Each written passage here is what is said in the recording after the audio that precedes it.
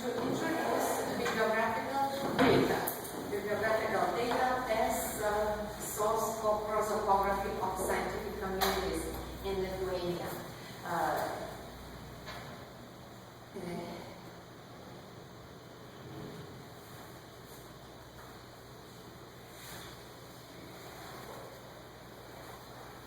Around 80s, at the University of Vilnius, at the Faculty of Communication, we started a bibliometrical search, a bibliometrical survey of scientific communities. This project was headed by Professor Railiene, and her idea was identify scientific communities, or in English language, usually a term of invisible colleges is used. Such search was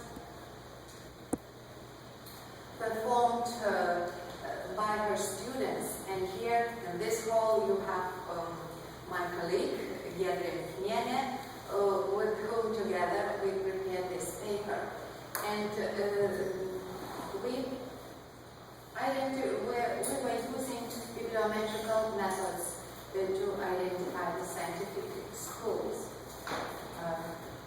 Dissertation, a PhD thesis, was the main subject of our work.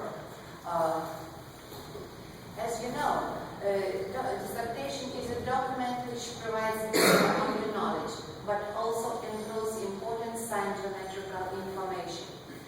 Just a while ago, I talked to colleagues about the tradition of putting data to a card catalog at the library or museum, where you had rich bibliographical information, not only year of publishing or name of degree-granting institution, but also a name of research advisor. Research advising is one of the main scholarly communication formal links, besides co-authorship and citation, when identifying a social structure of science. Such information for history of science may be very useful, though as historians of science you know that it is important also to know the context of the science, to know the context of the research you are working on.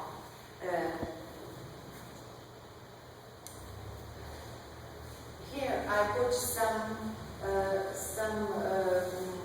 points what information, dissertation, and codes like research advising, official opponents, dissertation committee, institution of defending, institution of maintaining, international classification number.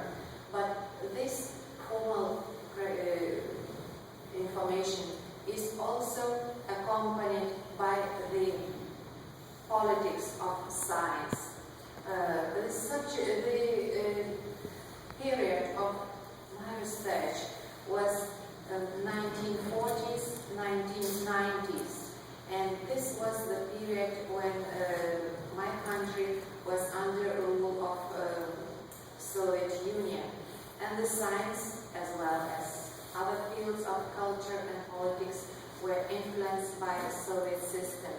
There is almost no published information about what orders were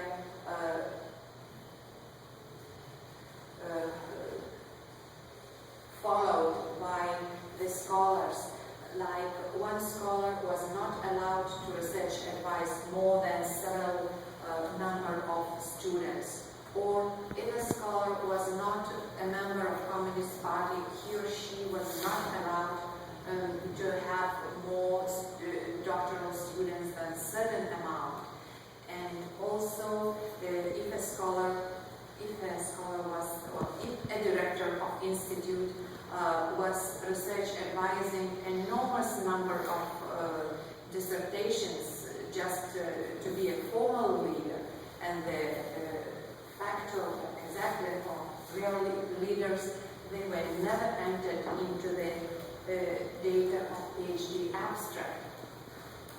So such information usually remains while scholars are alive, or if they publish their memoirs.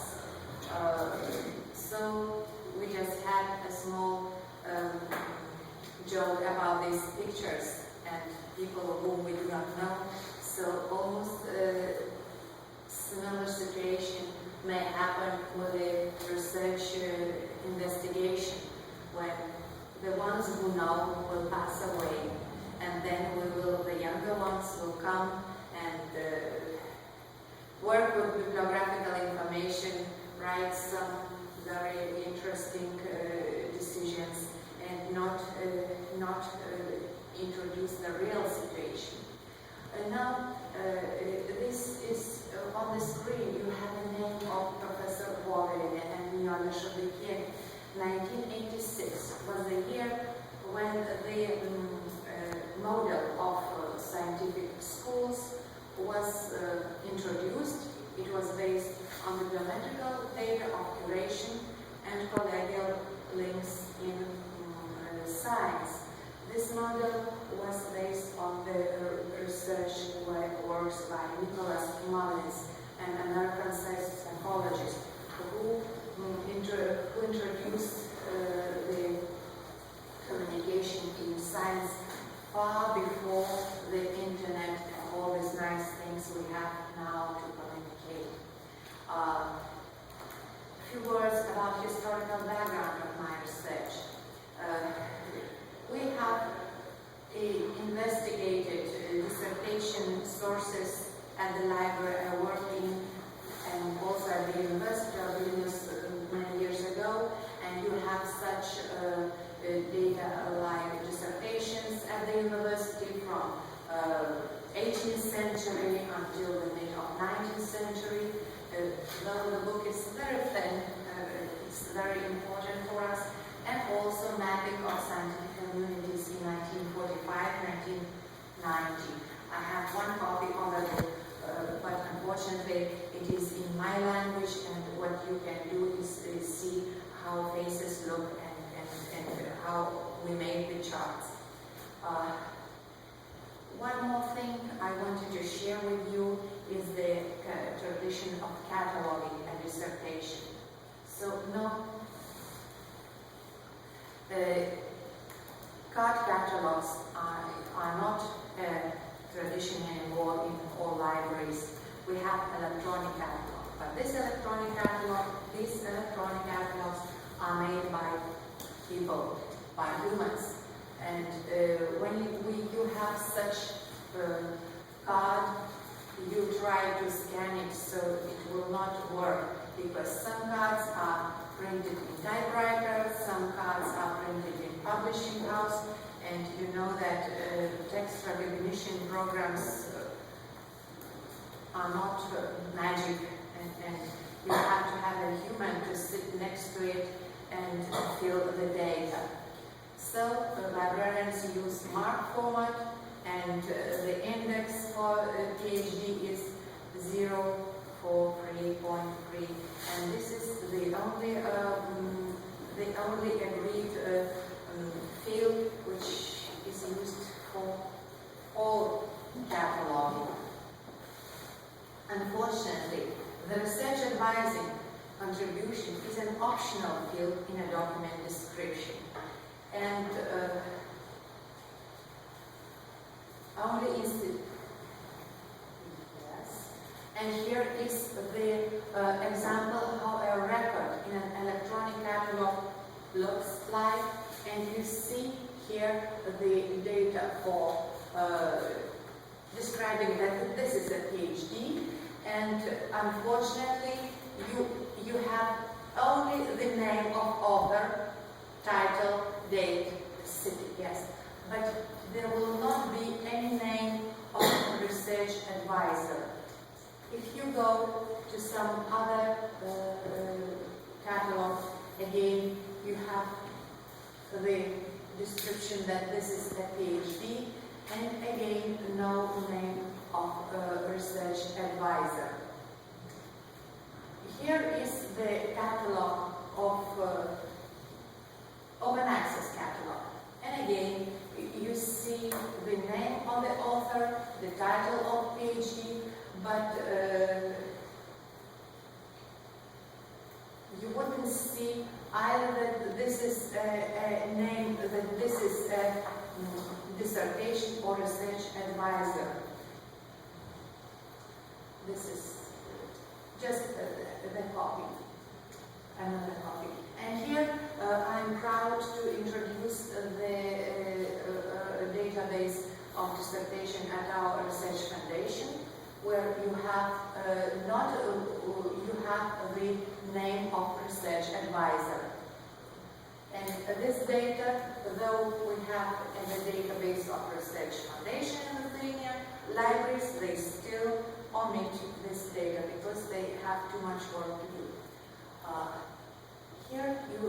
Here for your attention I bring the slide which you will see a few reports later. He will introduce. This is his garden, and ISIS CD Explorer is the database of history, is a portal of history of science bibliography, and yes, they do indicate the research advisors.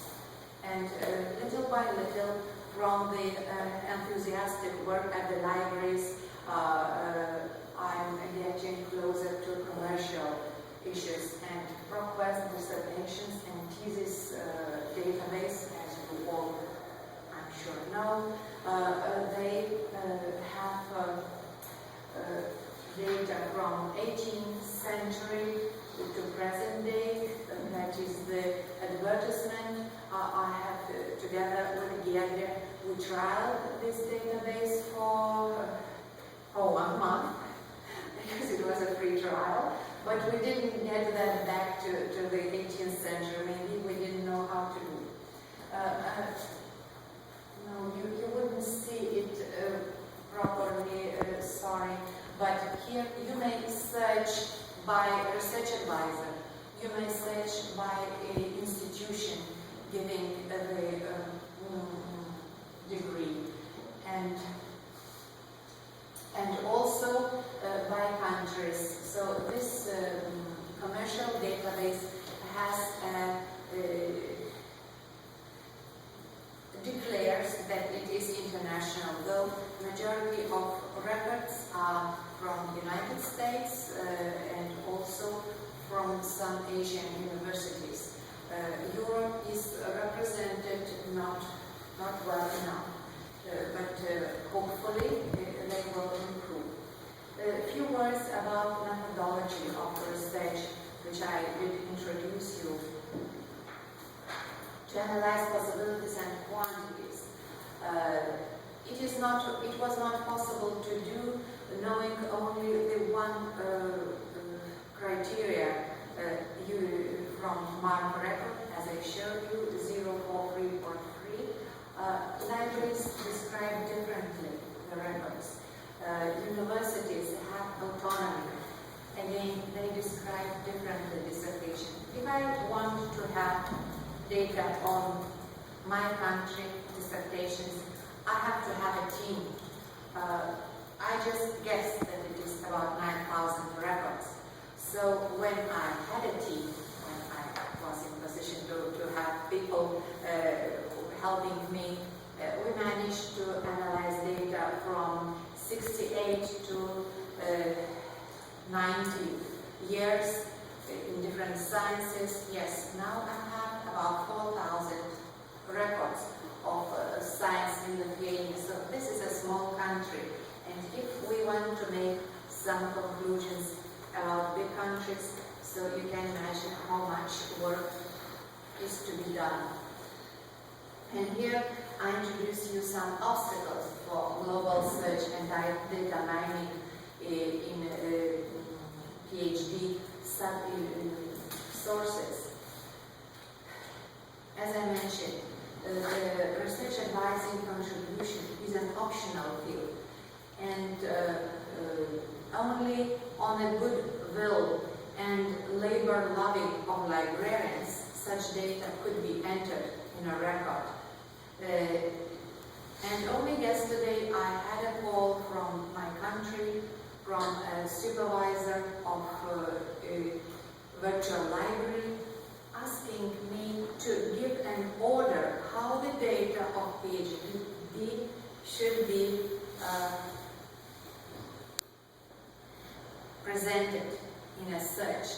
And together with Giedre, we did this order, and we look forward to have data about Lithuanian dissertations. Unfortunately, the data will be used only from the library records, and it is not my I lost the word. It is not my power to persuade librarians to enter the data. So, though I'm very patriotic for my profession, I have to admit that sometimes just librarians make a decision whether library records would be attractive for scientometrics and prosopography or not. And the expectations to identify scientific school, to encourage formal structures of science at national institution levels, and mapping scientific communities. This will be the expectations of the project on which we will work continuously. And the conclusions.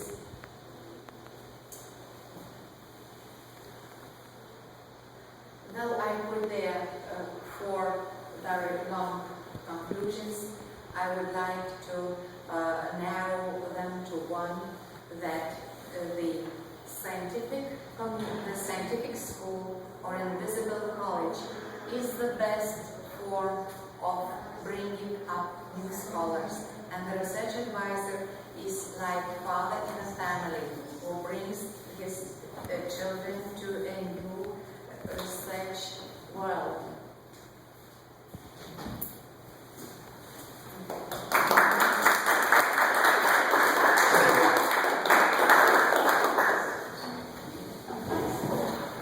Any questions? I have to ask you.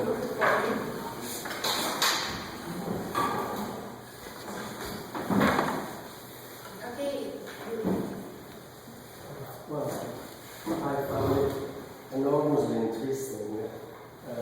In my research group in children, there's a small team who's working on PhD dissertations in philosophy for something more than a century. In the United States, Canada, we have the same problems that you mentioned concerning data on European countries. It's worse problems than you mentioned concerning our country, because Italy is worse than Lithuania in many aspects, in particular in library things. I was curious whether you are working on all disciplines for PhD dissertations, or only on, let's say, hard sciences, things like that, and whether your work makes visible overlappings or connections between different disciplinary areas. Because since we are working on a single disciplinary area, you can see, just you can pass around. No, it is not on all fields. As I mentioned, this our professor who started research advising on different subjects. My subject was chemistry, Giedre's was technical sciences. So here in the book you have published the research which was done, only few sciences. Mm-hmm. And then unfortunately this work was stopped, just because of the lack of time and people. And yes, we still have a lot to do, but now we have, as I mentioned, this technical ability to use this software. So we just have to persuade librarians to put the data in, and then it will be just pressing a few buttons. You will see the maps of scientific schools. I hope.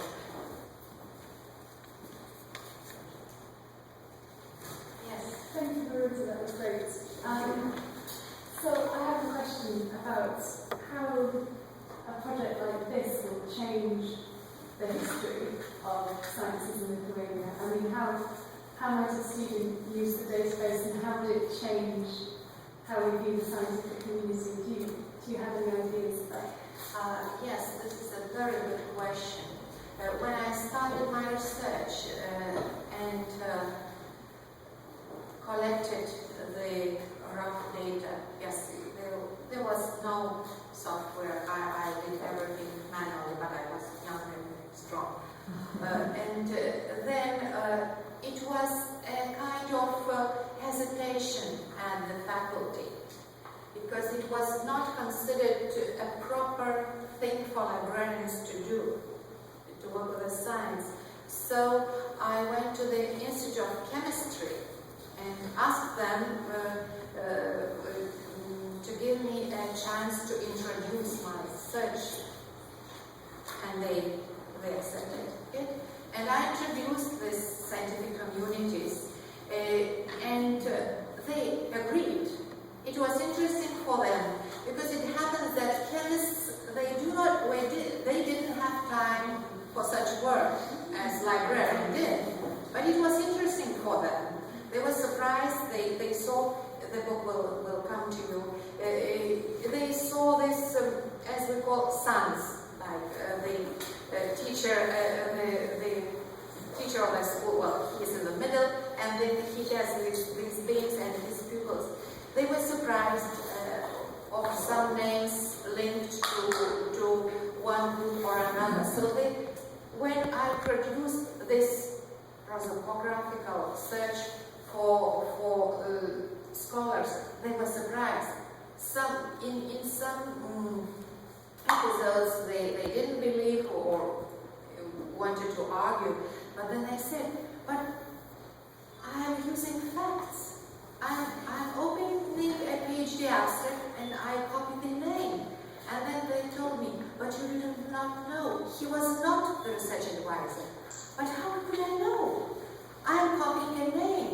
And then they were telling me stories that the guy was not allowed to, that as I mentioned, that it was not considered correct that this teacher will have this pupil or another.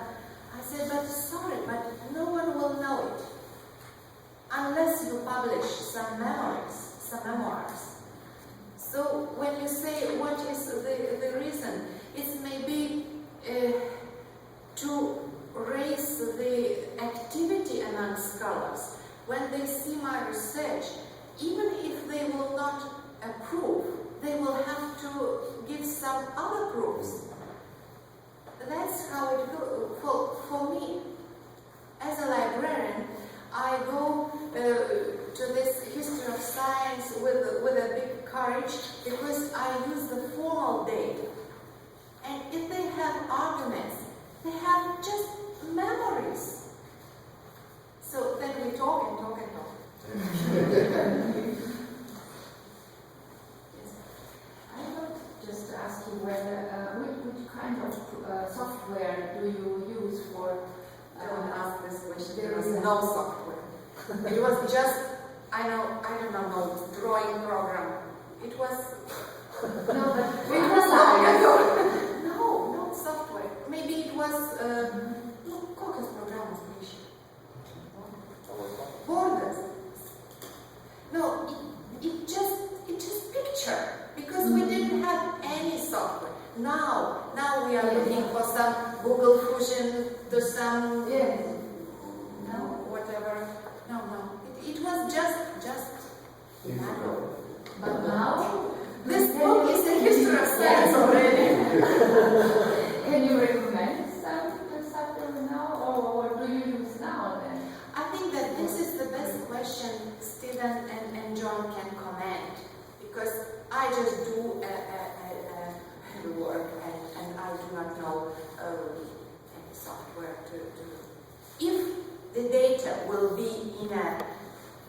library catalog in metadata as it should be. So then, pressing few buttons, you will draw any maps you want. You can make a chart by research advisor, by countries, as I showed in ProQuest. They have everything. They are a commercial data commercial company, but they use the same data as libraries provide. Is it? Yeah, I guess maybe not to switch over. But, yeah, thank you very much.